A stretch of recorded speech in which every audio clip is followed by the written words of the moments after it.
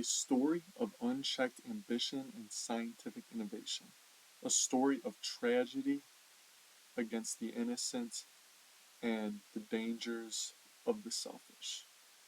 A story of an egocentric scientist who, through his scientific revelations, has brought doom and despair to everybody he crosses paths with.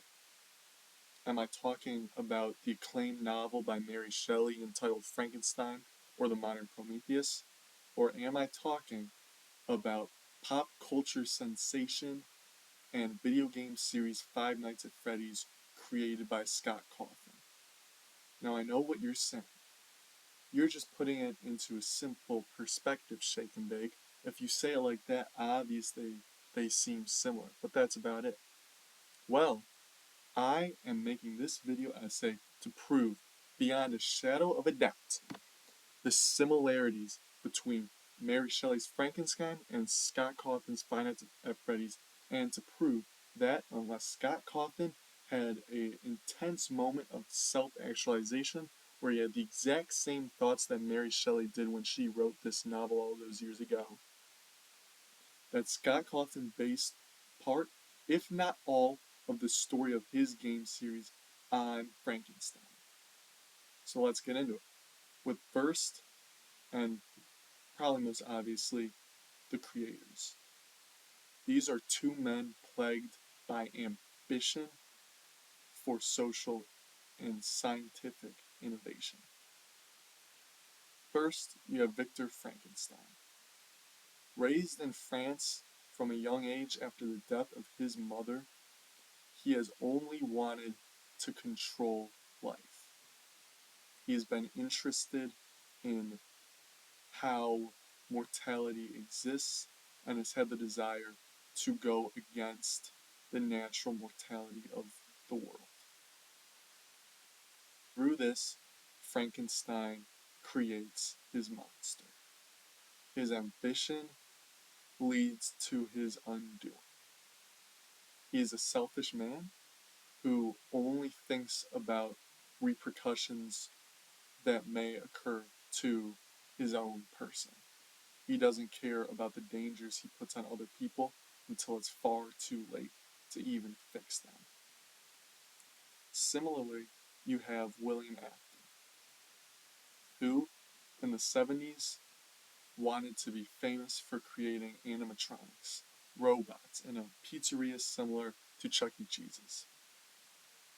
William worked with his long-term business partner, Henry Emily, we'll get to him later, to create a monopoly on the pizzeria world and provide fun for kids and families all around the country. Throughout this, William Afton engaged in unfortunate events that eventually led to him killing a lot of people, if I'm being completely blunt here.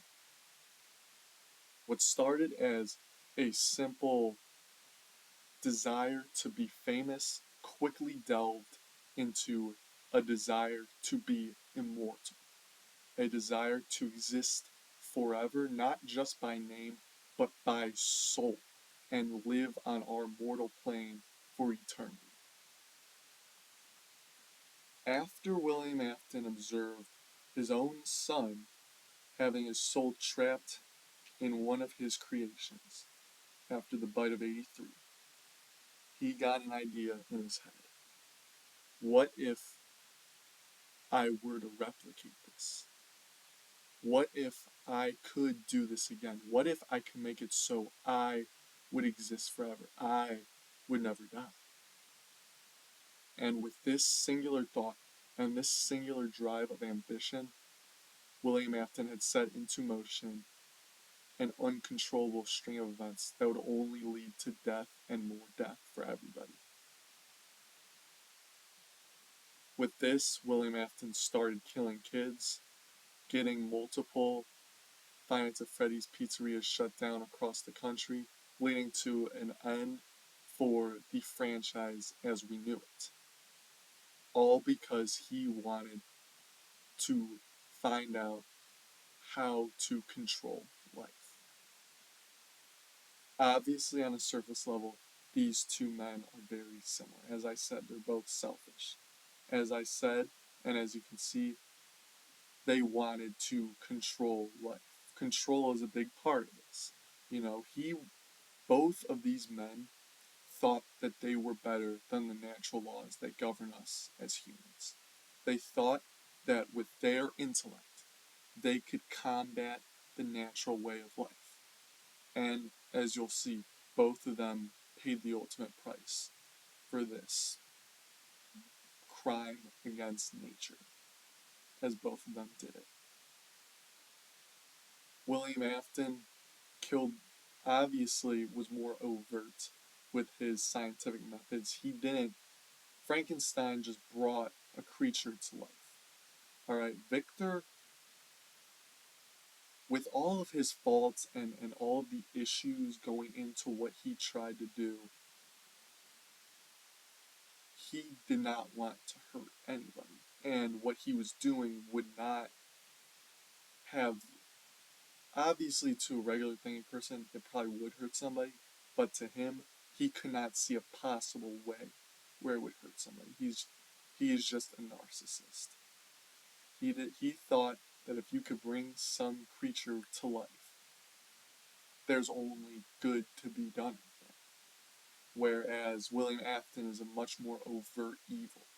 He knew what he was doing. He was killing kids and putting them in animatronic suits to try and replicate the effect of the soul that his own son had on his first robot. He was just trying to replicate this. So I would say that from that perspective, they do have that distinction that Victor's not a good man. He is a bad person. But if you look at what he was really doing, the ambition did not. You can believe that maybe he was just blinded by the ambition, where William Afton, yes, he was consumed by that same ambition. Yes, he was consumed even more by that same ambition, leading him to do even worse things than Victor did. But William, he knew what he was doing. And not only did he do it for scientific innovation, but he took pleasure in what he was doing. If Victor is just a narcissist who really screwed up bad, William Afton is a sociopath who benefits so much from his self-proclaimed scientific experience. Furthering on this topic, you cannot have the creators without their creations. And obviously, you have Frankenstein the monster, one of the most popular figures in media history.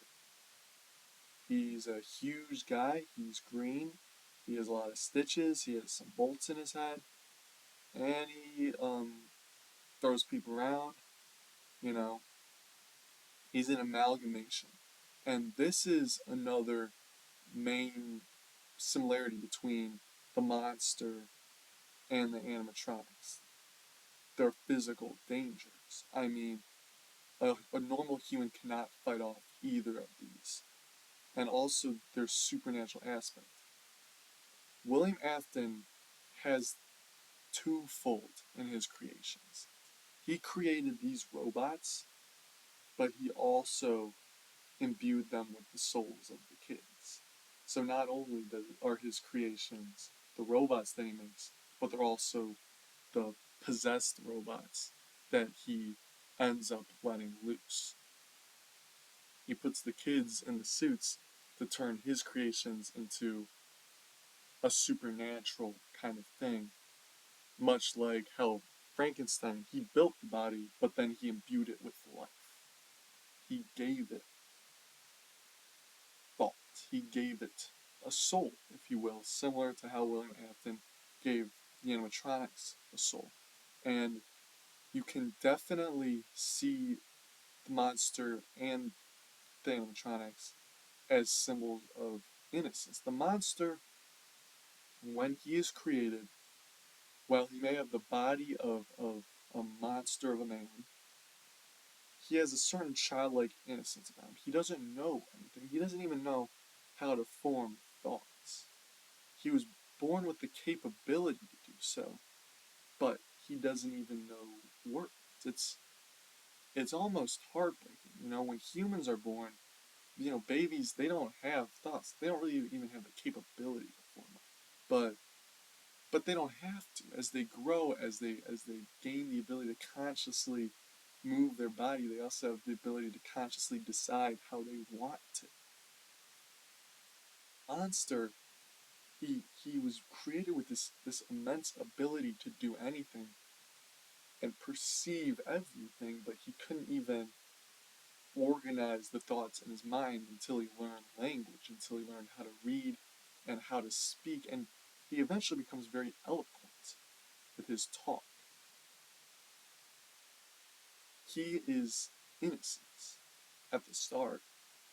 And similarly, the animatronics, they're just kids.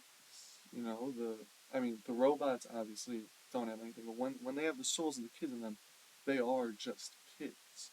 When they talk to William in Ultimate Custom Night, they are kids talking. And they don't want to have this hate imbued in them and this anger at the world that causes them to attack everybody. They just do. It's the same thing with the monster. If it were up to them, they would not be in that situation, obviously. But because of these scientists, they are put in this situation. And as a product of their environment, the innocence that both of them start with, that the monster and all the kids' souls start with, is ruined. They're tainted by the environment. It's not a positive change for either of them, right? It's not redemption. It's damnation. They go from this innocent beacon of childlike wonder, and in the kid's case, child wonder, to supernatural forms of hate and revenge. Frankenstein's monster becomes a force of punishment for Victor. He kills everybody Victor holds dear. And the animatronics, they try to take everything from William similar. And number 3, you have the victims. Obviously, in Five at Freddy's, you have the kids. That is a very surface level victim right there. Yes, you have the kids. Afton kills the kids. That's true. There's not really a true parallel, I guess, other than the monster, which I just talked about. But if you dive deeper into it, the victims in Frankenstein, you have two aptly named characters, which gets me thinking. Elizabeth and Henry. Now, I could be talking about Elizabeth Frankenstein, as she was known for a couple hours, or I could be talking about Elizabeth Afton, William Afton's daughter.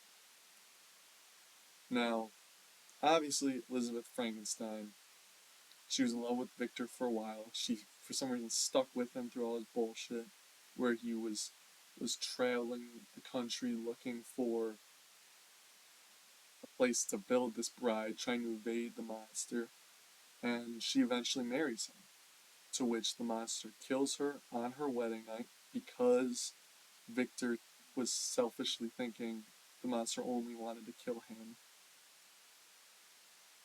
She dies, and she is another example in this novel of innocence. But unlike the monster, she never really loses it.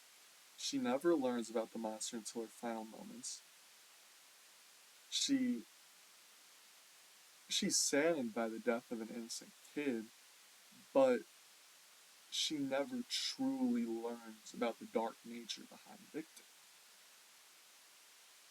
In Five Nights at Freddy's, Elizabeth Afton is William Afton's daughter, his favorite child. He has two other kids. Michael is oldest, and Evan is youngest. But Michael hated William and hated him until he died.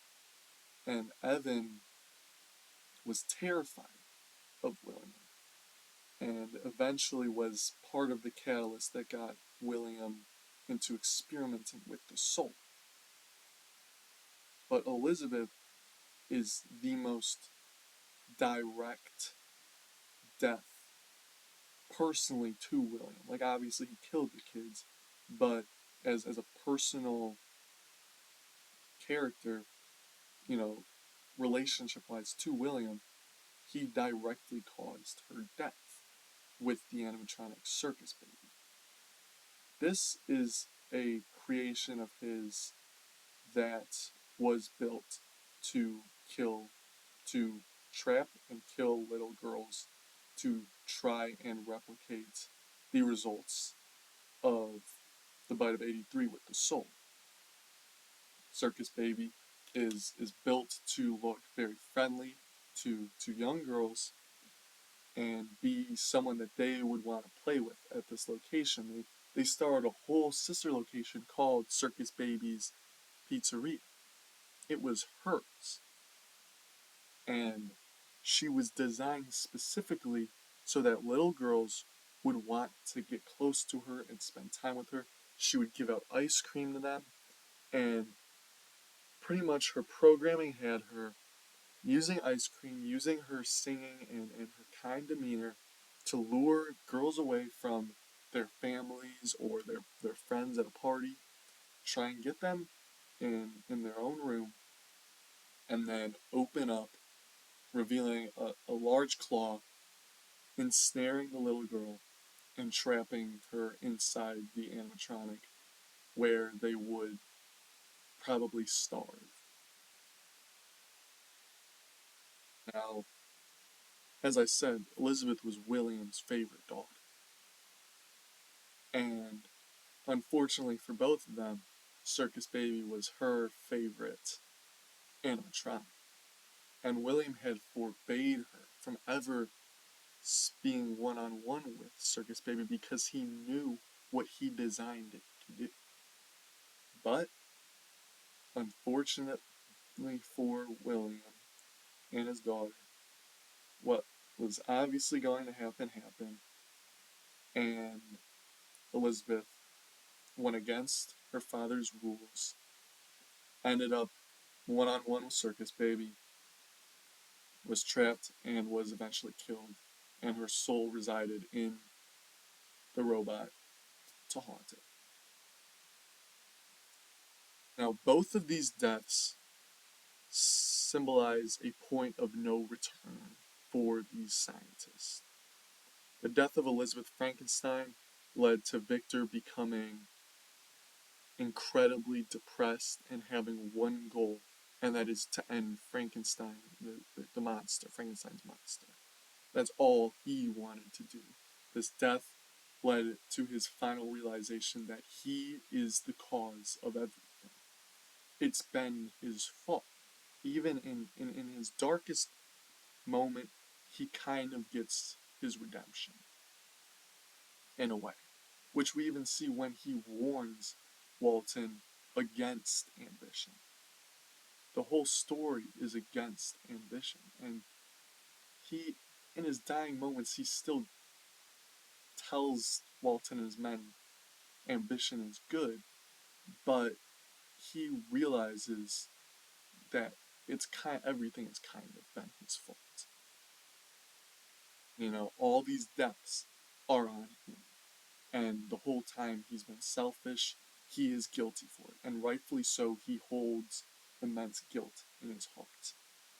But Elizabeth Afton and her death does not trigger a similar realization for William. It instead is the boiling point for him, and the point that has him just say, I am not going to stop.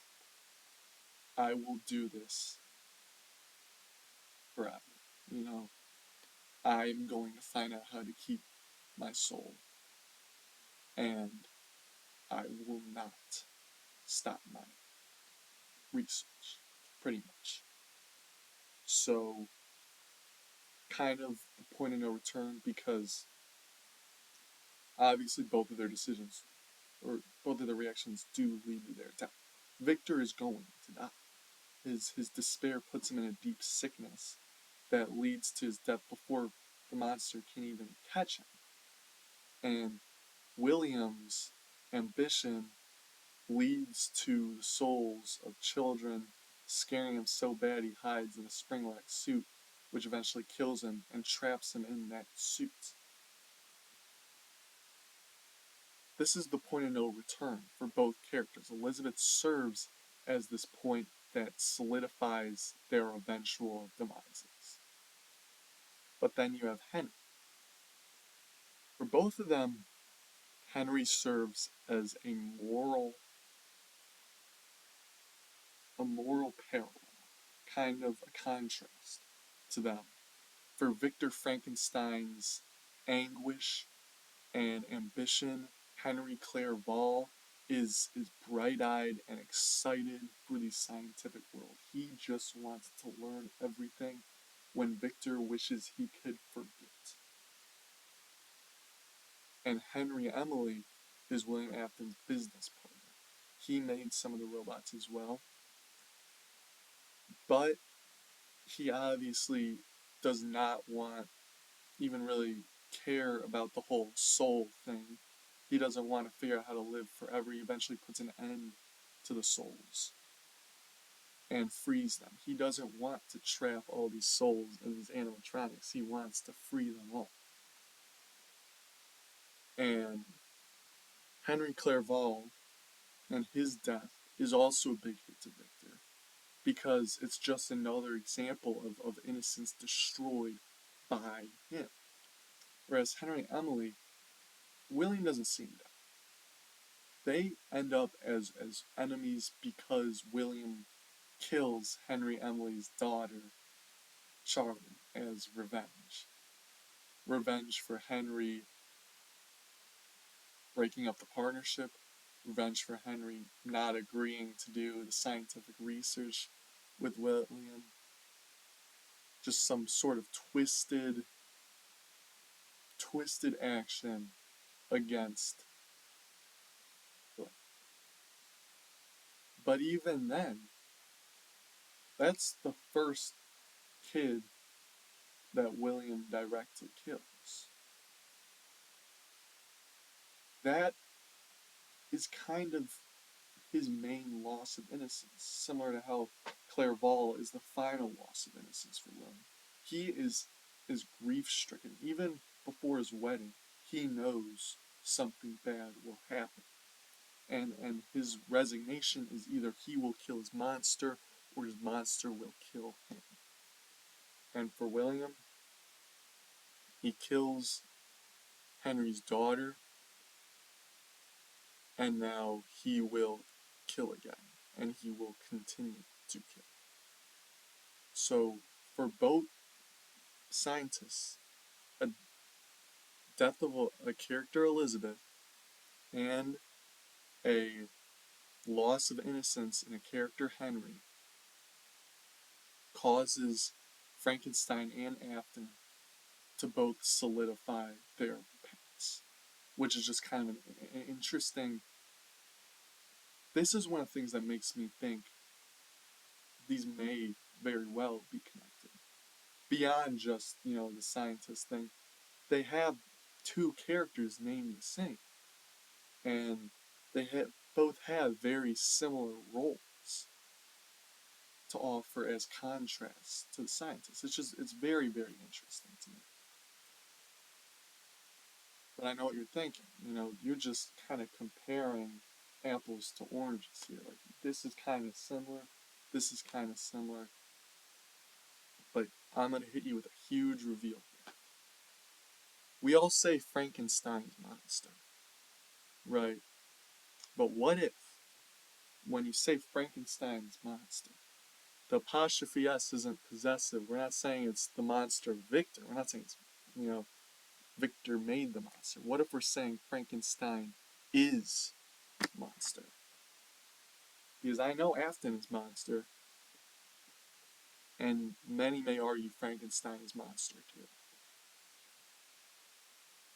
They are all Frankenstein, and they are all monster. When it boils down to it, both of these stories can be described in two flaws: ambition and revenge. And we've covered ambition. But what about revenge? In Frankenstein, Victor and his monster entangle themselves in a fight of eternal revenge. Since he was spited on the day of his creation, the monster had anger in his heart. He would go outside and the townspeople still spited him. He fell in love with his family in a house, and he was chased out, and he burnt the house down. He was shot trying to save a little girl from drowning, so he killed a little kid and framed a beautiful woman. The monster becomes embodiment of revenge. All he wants to do is get back at the people who have wronged him. And that starts and ends with Victor, his creator. His creator did the original sin by creating the monster. He even likens himself to Adam, cast off by God, like a Lucifer figure. He vows revenge on Victor, and he gets it by killing everybody Victor holds dear. Victor's brother dies. His best friend Clerval is killed by Frankenstein. His wife Elizabeth is killed by Frankenstein. And after hearing about this, Victor's father, Alphonse, dies, who you could argue in that case is also killed by the monster. After this, Victor swears revenge, and he attempts to track down the monster, but he has no luck. The monster has exacted his revenge. He has left Victor in the same isolation that he himself feels. This is all about revenge. And so is Five Nights at Freddy's. William kills Henry Emily's daughter, Charlie, as an act of revenge. And then Henry Emily sets out to exact revenge on William. William's own son, Michael Afton, sets out for similar revenge against his father, leading to his own death and reanimation in order to exact this revenge and stop his father. This all brings us to the end of the story, where Henry Emily exacts his final revenge on William. He traps William's soul, bound to his own animatronic, in a pizzeria with every other animatronic full of the souls that have been trapped. And he lights the pizzeria on fire, freeing all of the souls, and trapping William Afton in hell for eternity. Henry did this all as revenge, framed as justice, but in the end, it is definitely 100% revenge stemming from the hatred that he had for William. And if you look at the end of Frankenstein, Victor similarly dies in an undignified manner for a scientist like himself. He's just found in the Arctic, and after a couple of days of telling his stories, he just passes away, to where his monster arrives, sobs at his lifeless corpse, and wanders the Arctic for eternity. Both of these stories end with the scientists being killed in an undignified way, and their creations not being able to exist without them. In Five Nights at Freddy's Ultimate Custom Night, William Afton is trapped in his own personal hell alongside every soul full of hate that he has hurt, killing him over and over. They cannot exist without each other. Frankenstein's monster laments for the rest of his existence after he finds out that Victor has died. They cannot exist without each other. With that, I'll leave you with one closing quote from Five Nights at Freddy's. I will put you back together. Thank you for watching. I hope you enjoyed. Drop a comment, drop a like, tell me what you think about it, and drop a sub if you want to hear some more. Thank you.